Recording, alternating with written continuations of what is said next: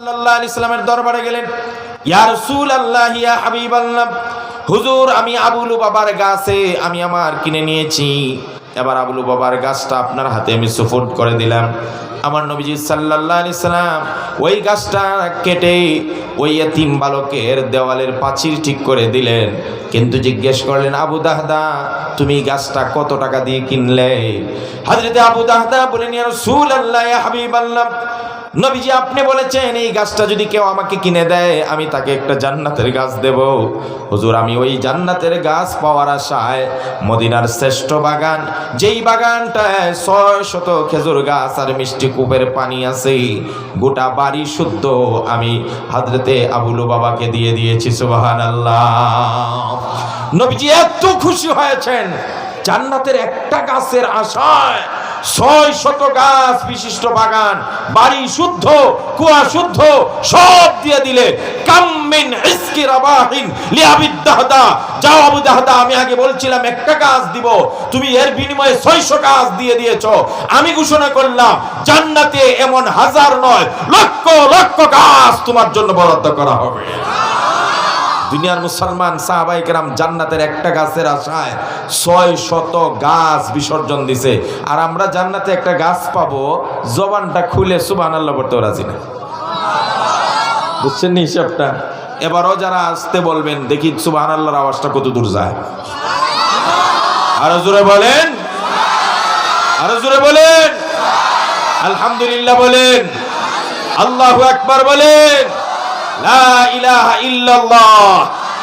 সকাল সন্ধ্যা চাকরিরত অবস্থায়, কর্মরত অবস্থায়, কৃষিকাজ করা অবস্থায় যখনই সুযোগ পাবো জবানটা জারি রাখবো সুবহানাল্লাহ, আলহামদুলিল্লাহ, লা ইলাহা ইল্লাল্লাহ, আল্লাহু আকবার। যদি আমার জীবনে 1 কোটি বার সুবহানাল্লাহ পড়া হয়, খোদার কসম আপনি আমার জন্য 1 কোটি গাছ জান্নাতে বরাদ্দ হয়ে যাবে। সবাইকে জবান ছেড়ে পড়েন সুবহানাল্লাহ, আলহামদুলিল্লাহ, লা ইলাহা ইল্লাল্লাহ, সুবহানাল্লাহ, আলহামদুলিল্লাহ, লা ইলাহা ইল্লাল্লাহ, লা ইলাহা ইল্লাল্লাহ, লা ইলাহা ইল্লাল্লাহ, লা ইলাহা ইল্লাল্লাহু মুহাম্মাদুর রাসূলুল্লাহ। মুহাম্মদ সাল্লাল্লাহু আলাইহি সাল্লাম। আমি 10 মিনিটের ভিতরে গুরুত্বপূর্ণ একটা মেসেজ দিয়ে আপনাদেরকে শেষ করতে চাই। ইদানিং নয়, ইদানিংও ঘটনা ঘটছে অনেক জায়গায়, এখনো পর্যন্ত আমাদের মেয়েদেরকে হিজাব বুরকা নিষিদ্ধ করছে, জবরদস্তি করছে। যেই কালচারটা সুদীর্ঘ দিন পর্যন্ত চলে আসছিল, শিক্ষা প্রতিষ্ঠান, স্কুল, কলেজ, ভার্সিটিগুলো, যেই কলেজ ভার্সিটিগুলোতে আমার মুসলিম সন্তানেরা পড়ে, আমার মেয়েদেরও স্বপ্ন থাকে ডাক্তার হওয়ার, আমার মেয়েদের স্বপ্ন থাকে ইঞ্জিনিয়ার হওয়ার, কিন্তু বাংলার জমিনের কিছু শিক্ষক নামী কুলাঙ্গার আছে যারা আমার মেয়েদেরকে শালীন পোশাক পরে স্কুলে যেতে দেয় না, আমার মেয়েদেরকে শালীন পোশাক পরে কলেজ ভার্সিটিতে ঢুকতে দেয় না, পরীক্ষার হলে ঢুকতে দেয় না। এদের কারণে অনেক ভদ্র এবং শালীন ফ্যামিলির ছেলে মেয়েদেরকে ভার্সিটিতে আর কলেজে পড়াইতে পারে না। খোদার কসম, যদি আগামী দিনে এমনটা হয়, কোন মুসলিম মেয়েকে হল থেকে বের করে দেওয়া হয় পর্দা, হিজাব আর শালীন পোশাক পরার অপরাধে, তাহলে বাংলার জমিনের সমস্ত মুসলমানেরা ওই সমস্ত কুলাঙ্গার শিক্ষকদের বিরুদ্ধে কঠিন আন্দোলন গড়ে তুলবে। কথা বলে ঠিক কিনা?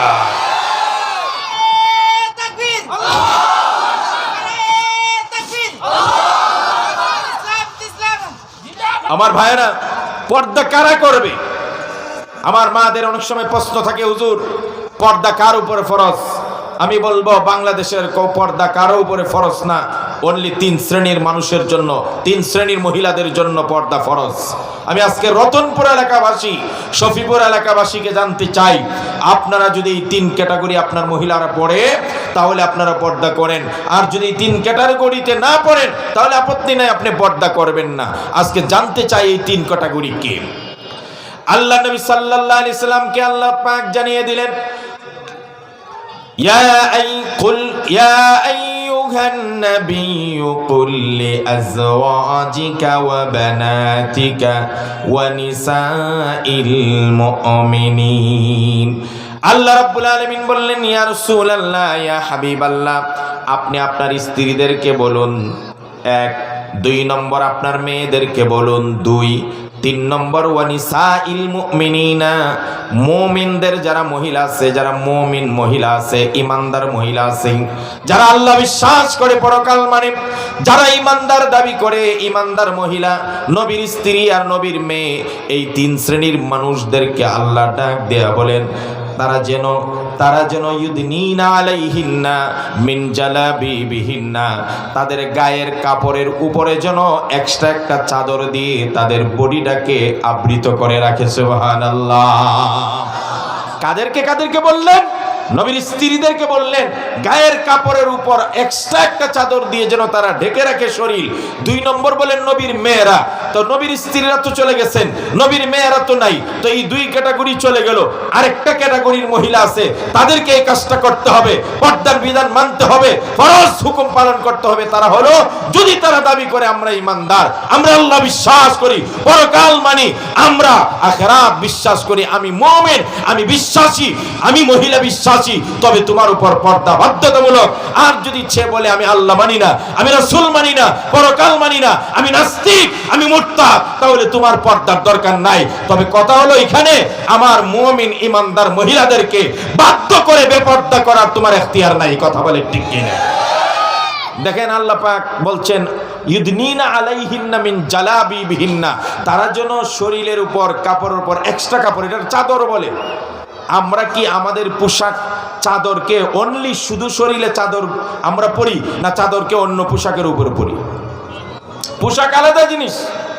কোরআনে কারিমে আল্লাহ রাব্বুল আলামিন বলেন হুন্না লিবাসুল লাকুম ওয়া আনতুম লিবাসুল লাহুন্না, মেয়েরা মহিলারা হলো পুরুষের জন্য পোশাক, আর পুরুষ হলো মহিলাদের জন্য পোশাক। কেন পোশাকের কথা বললেন?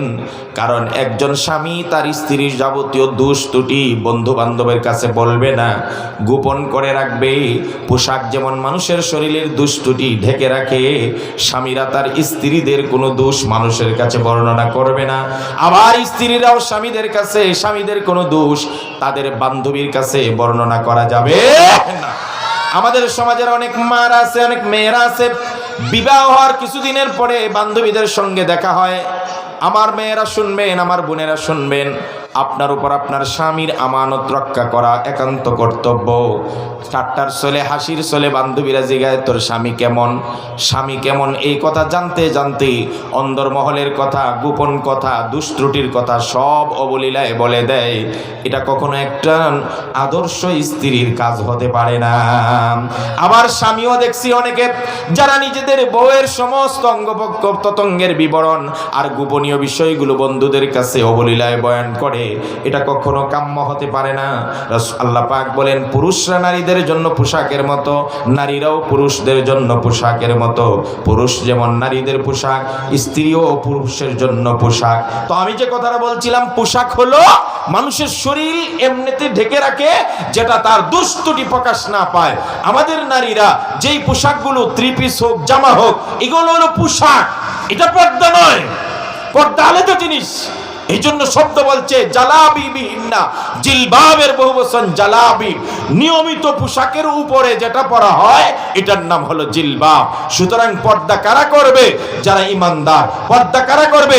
যারা আল্লাহ বিশ্বাস করে। পর্দা কারা করবে? যারা পরকাল মানে। এটা আল্লাহ পাক নবীকে বলে দিয়েছেন, বলেন সমস্ত ইমানদার মহিলাদেরকে তারা যেন তাদের পোশাকের উপর এক্সট্রা একটা আবরণ দেয়, ঢেকে দেয়, চাদর দেয়, যাতে তাদের শরীরের সেনসিটিভ অঙ্গগুলো পুরুষ দেখে লোলুপ দৃষ্টি তাদের প্রতি দিতে না পারে। কথা বলে ঠিক কি না? সুপ্রিয় ভাইরা, আজকের এই ফাতেমাতুজ জাহরা মহিলা মাদ্রাসা, এই ফাতেমা রাদিয়াল্লাহু তাআলা আনহার নামে নামকরণ কিন্তু জানেন। সাইয়্যিদাতুন নিসা হযরতে ফাতেমা বলতেন, আলী রাদিয়াল্লাহু তাআলা আনহুকে ডেকে বলতেন, ওরে আলী, ও আমার স্বামী, আমি যেদিন ইন্তেকাল হয়ে যাব, দুনিয়া থেকে বিদায় হয়ে যাব, খুব বেশি মানুষকে আমার মৃত্যুর খবর জানাজানি করাবেন না। ও আলী, আমার মৃত্যুর খবর আপনি বেশি মানুষকে জানাবেন না, ও আলী আর আমাকে দিনের বেলায় দাফন করবেন না, রাতের বেলায় দাফন করে দিবেন। হযরত আলী বলেন, ও ফাতেমা, এটা কেন রাতের বেলা দাফন করে দেব?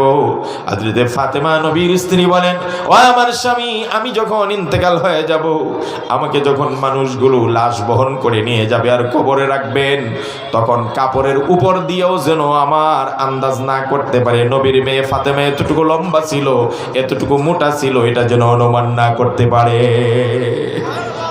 এই নামে নামকরণ কিন্তু ফাতেমাতুজ জাহরা। আজকের রতনপুর নয়, গোটা বাংলাদেশের চিত্র হলো নারীদের অধিকারের নাম করে নারীদেরকে যত ধরনের বেইজ্জত করা যায়, তাদের ইজ্জত নষ্ট করা যায়, হেনস্থা করা যায়, সব পায়ে তারা শুরু হয়েছে। ইসলাম নারীকে যতটা অধিকার দিয়েছে আর কোনো তন্ত্র মন্ত্র কেউ এতটা অধিকার দিতে পারে নাই। বিপরীতে আজকে আমাদের সমাজে এমন কিছু মহিলাকে আমরা দেখতে পাই যারা উলঙ্গপনা, বেহায়াপনার সর্বোচ্চ সীমায় পৌঁছে গেছে।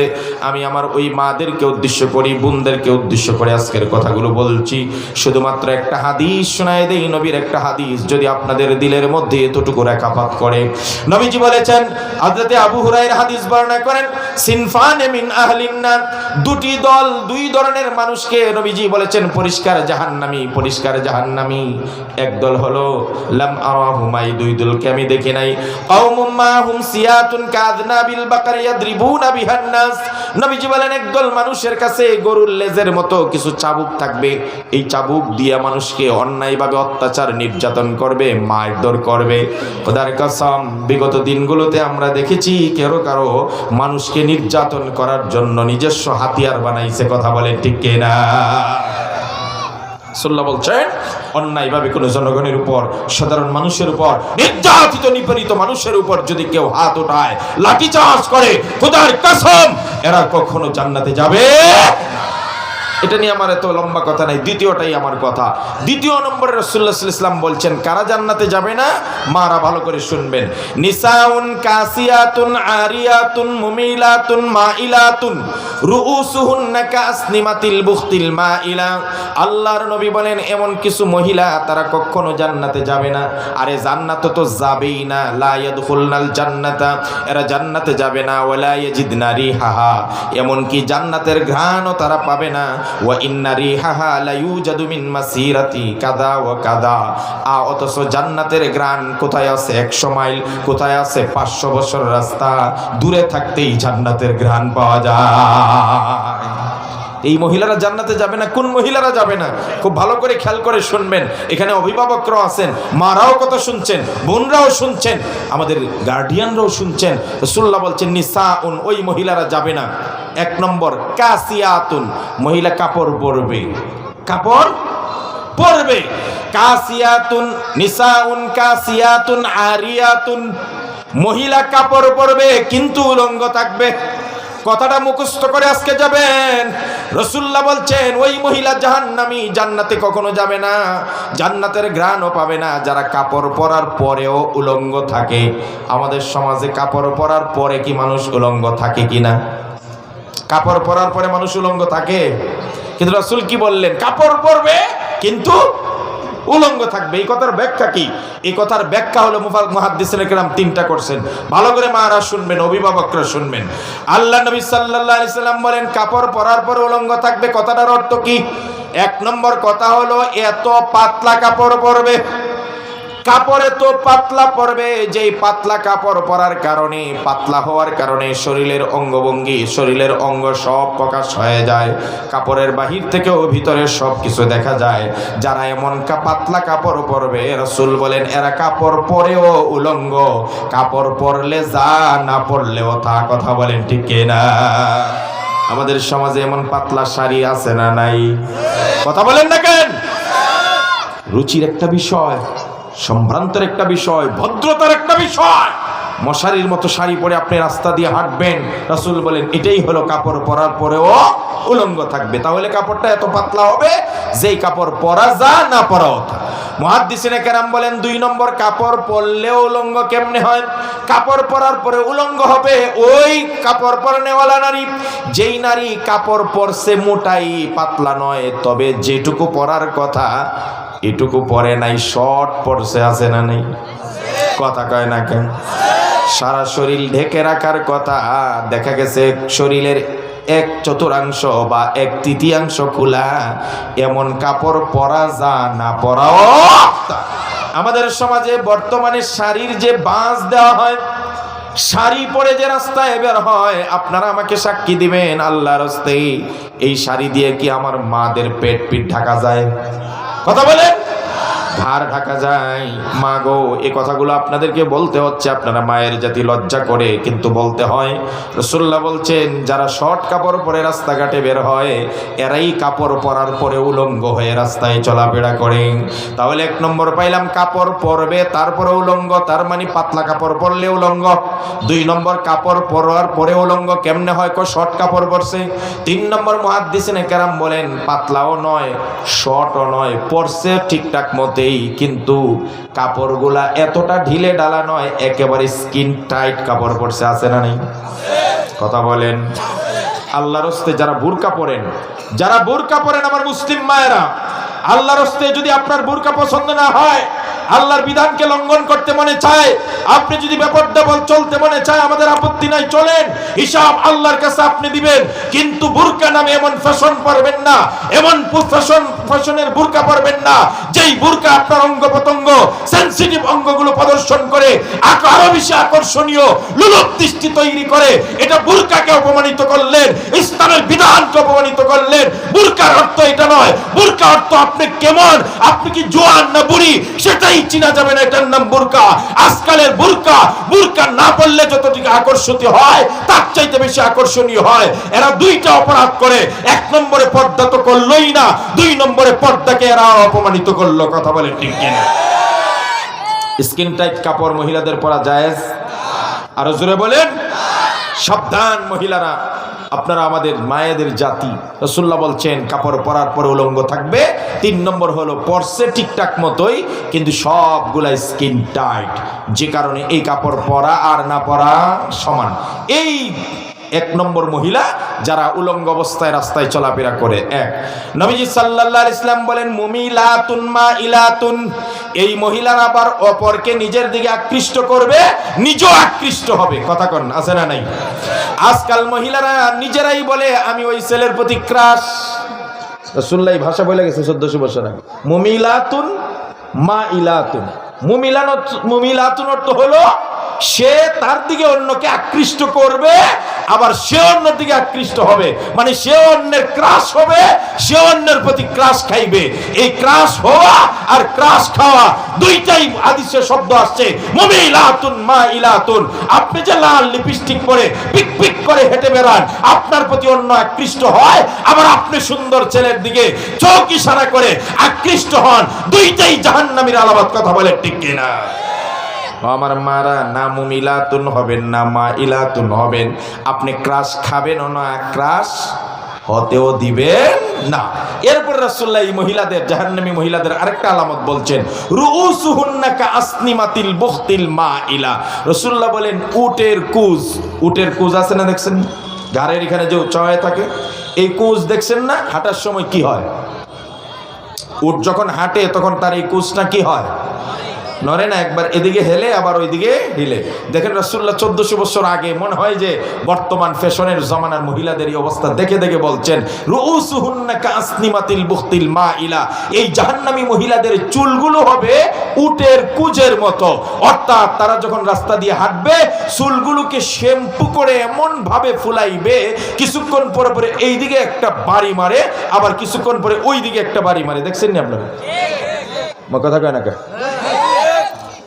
শুধু শুধু কিছু চুল রেন এখানে রাখে, 100 বার একটা বৈঠকের মধ্যে এমন করে। কি দরকার? তাহলে একবারই আপনি আটকায় দেন, তাহলে একবার আটকায় দিলে সে জাহান্নামী হবে কেমনি? রাসূলুল্লাহর ওই কথা ফলবে কেমনে? রাসূলুল্লাহ বলছে রুউসুহুন্না কাআসনিমাতিল বুখতিল মাইলা, তাদের চুলগুলো হবে উটের কুজের মতো, একবার এইদিকে হেলবে আবার ওইদিকে হেলবে। আল্লাহর নবী বলেন, লা ইয়াদখুলনাল জান্নাতা, এই জাহান্নামী মহিলারা কোনোদিন জান্নাতে যাবে না। ওয়ালা ইয়াজিদনা রিহাহা, জান্নাতের ঘ্রাণও পাবে না। যেই মহিলারা পাতলা কাপড় পরে, যেই মহিলারা শর্ট কাপড় পরে, যেই মহিলারা স্কিন টাইট কাপড় পরে, যেই মহিলারা অন্যের প্রতি ক্রাশ খায়, যেই মহিলারা নিজের প্রতি অন্যকে ক্রাশ খাওয়ায়, যেই মহিলাদের চুল খোলা রাখা অবস্থায় উটের কুজের মতো ফুলিয়ে রাস্তা দিয়ে হাঁটবে, খোদার কসম এরা জান্নাতে যাবে দূরের কথা, জান্নাতের ঘ্রাণও পাবে না। কথা বলেন ঠিক কিনা? এখন আমাদের পুরুষদের করণীয় কি? এটাও রাসূলুল্লাহ বলছেন। রাসূলুল্লাহ বলছেন তিন শ্রেণীর মানুষ কিয়ামতের দিন আল্লাহ তাদের সাথে কথাও বলবে না, তাদেরকে পবিত্র করবে না, তাদেরকে জান্নাত দিবে না। এই তিন শ্রেণীর এক শ্রেণী হলো আদ-দাইয়ুস। দাইয়ুস জান্নাতে যাবে না। দাইয়ুস কারা? যেই দায়ুস বলা হয় ওই পুরুষগুলোকে যেই পুরুষের অধীনস্থ মহিলাদেরকে পর্দায় রাখতে ব্যর্থ হয়েছে। আজকে যারা বাবা আছেন আমি পায়ে হাত দিয়ে বলি, আপনার মেয়ের জন্য আপনি জাহান্নামী হবেন না। আজকে যারা ভাই আছেন আপনার পায়ে হাত দিয়ে বলি, আপনার বোনকে যদি পর্দায় রাখতে ব্যর্থ হন আপনি জাহান্নামী হবেন। আজকে যারা স্বামী আছেন আপনার পায়ে হাত দিয়ে বলি, আপনার স্ত্রী যদি বেপর্দায় চলে তাহলে কিন্তু আপনি জান্নাতে যাবেন না। আজকে যারা সন্তান আছে, তোমার মা যদি তোমার নিয়ন্ত্রণে থাকে, অধীনে থাকে, তোমার মাকে বেপর্দায় চলতে দিও না।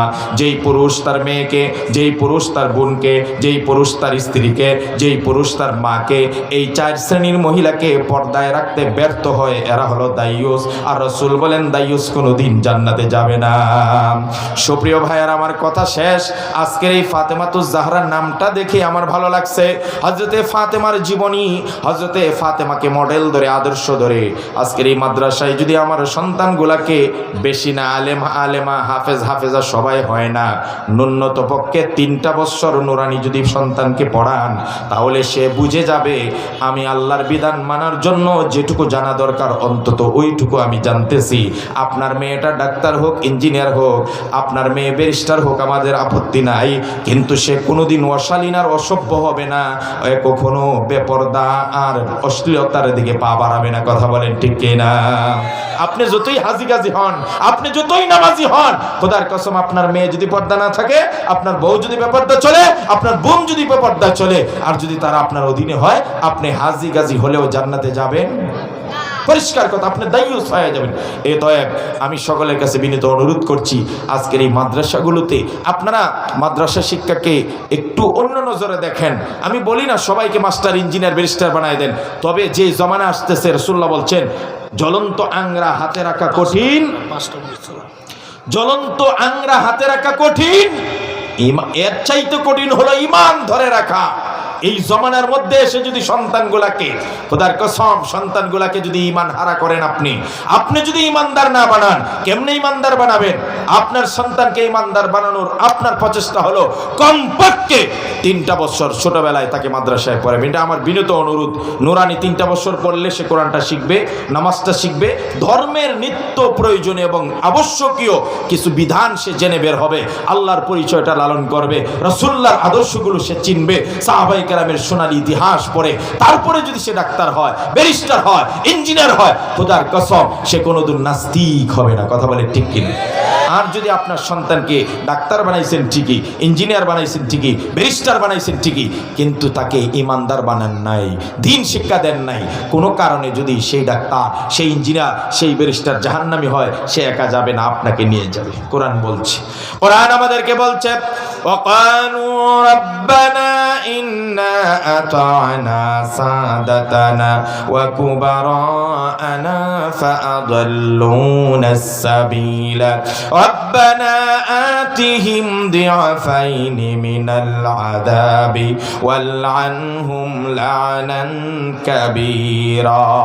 কিয়ামতের কঠিন ময়দানে সন্তানগুলো আল্লাহর কাছে বলবে, আল্লাহ দুনিয়া থেকে আসছি, জাহান্নামী হইছি, আমার মা বাবার কথার উল্টা আমি কোনোদিন করি নাই। অনেক গার্ডিয়ান আমাদেরকে বলে আমার বাবা, আমার ছেলে মেয়েটা আমার কথার অবাধ্য কোনোদিন যায় না। যদি আপনি মনে করেন আপনার ছেলে আপনার অবাধ্য হয় না, তাহলে তাকে কেন আপনি নামাজের কথা বলেন না? কেন আপনি তাকে দিনটা শিক্ষা দিলেন না? কিয়ামতের দিন বলবে সন্তান বাবার কথার উল্টা কোনোদিন চলি নাই, মায়ের অবাধ্য হয় নাই, কিন্তু ওই মা কোনোদিন আমাকে আল্লাহর চিনায় নাই, রাসূল চিনায় নাই, দিন শিক্ষা দেয় নাই। জাহান্নাম থেকে কেমনে বাঁচবো এটা কোনোদিন বলে নাই। কত হাজার হাজার ওয়াক্ত চলে গেছে, একটা দিন বাবা বলে নাই ছেলে চল ফজরের নামাজটা পড়। ও আল্লাহ, যেই মা বাবার কারণে আজকে আমি জাহান্নামী হলাম, দয়া করে ওই মা বাবাকে ডাবল শাস্তি দেন, লানত দেন, অভিশাপ দেন, তাহলে আমার আত্মা খুশি হবে। কার জন্য কি করছেন? সন্তানের ভালোর জন্য করছেন। ওই সন্তান আপনার জন্য অভিশাপ কামনা করবে।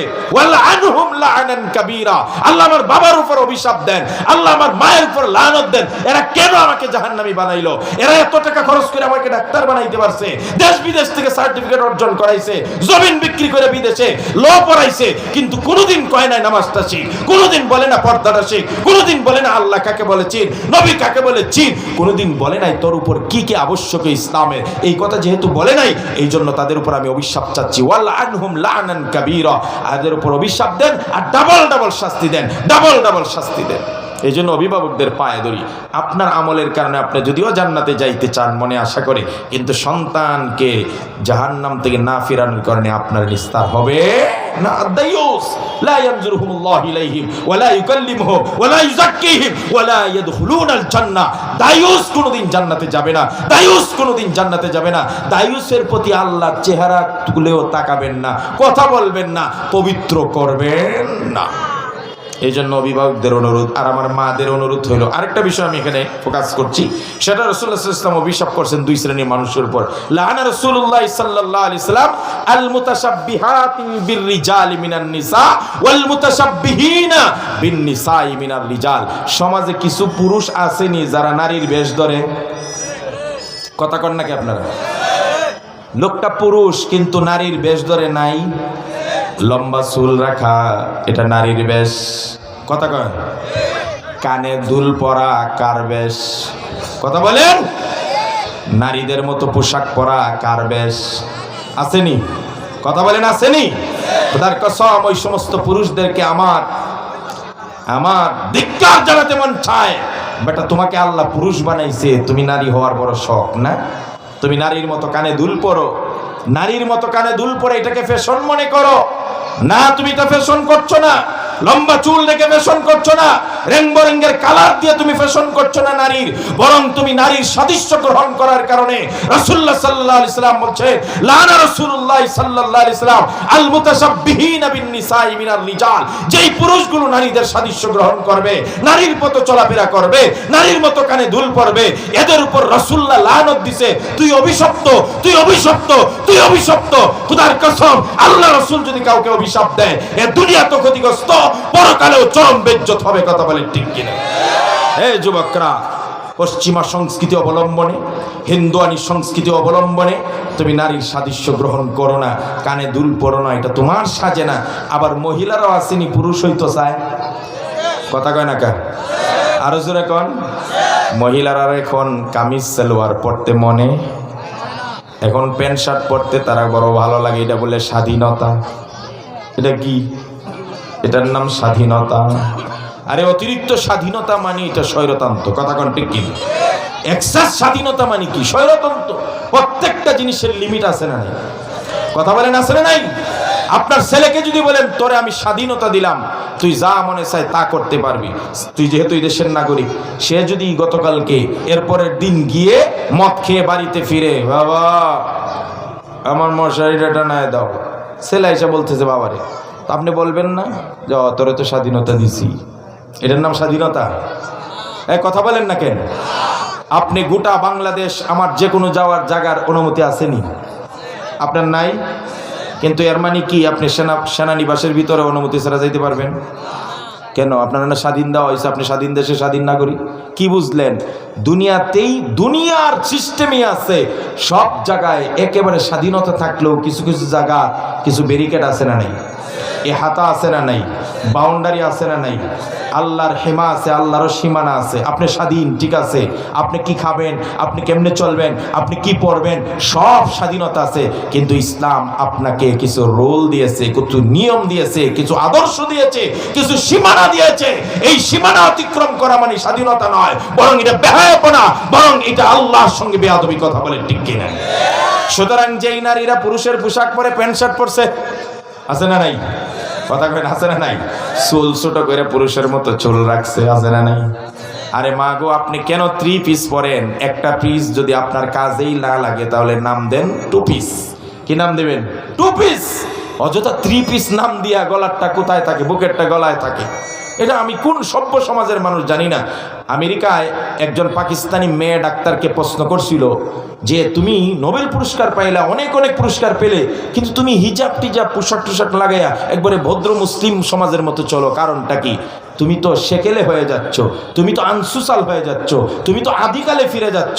সেই ডাক্তার বলেছিল, না আমি আদিকালে ফিরে যাই নাই, বরং আদিকালের মানুষ এক সময় কাপড় পরতে জানতো না, এখনো পাহাড়িরা কাপড় পরে না, লতা পাতা দিয়া লজ্জাস্থান ডাকে। তাহলে আদিক সভ্যতায় কাপড় পরা ছিল না, আদি সভ্যতায় মানুষ লজ্জাস্থান ছাড়া বাকি অঙ্গ কিচ্ছুই ডাকতে চিনত না। ধীরে ধীরে মানুষ সভ্য হয়েছে, আধুনিক হয়েছে, গায়ে কাপড় উঠেছে, আস্তে আস্তে কাপড় পরা শিখছে।